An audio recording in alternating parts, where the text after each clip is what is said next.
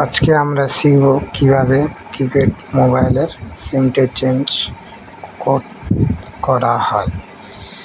ব্লোয়ারের হিটটাকে 320-তে রেখে এবং এয়ারকে 3-তে রেখে চতুর্দিকে ঘুরিয়ে দেখবো যখন যে রাঙগুলি খুলে এসছে তখনই টুইজারের মাধ্যমে সিমটাকে বোর্ড থেকে আলাদা করে নেওয়ার পরে সুন্দর করে ক্লিন করে নেব।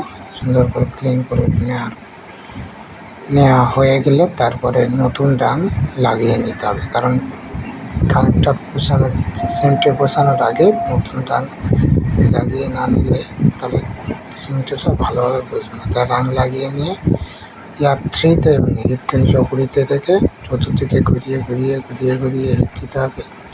দেখবো যে রাংগুলো একটু গলতে আরম্ভ করেছে তখনই সিমটা নিয়ে মাদারবোর্ডের উপর দিয়ে হালকা টুইজার দিয়ে নড়িয়ে দেবো। দিলে আমাদের লাগানো কমপ্লিট হয়ে গেল। ভিডিও ভালো লাগে লাইক, শেয়ার, কমেন্ট এবং সাবস্ক্রাইব করতে ভুলবেন না।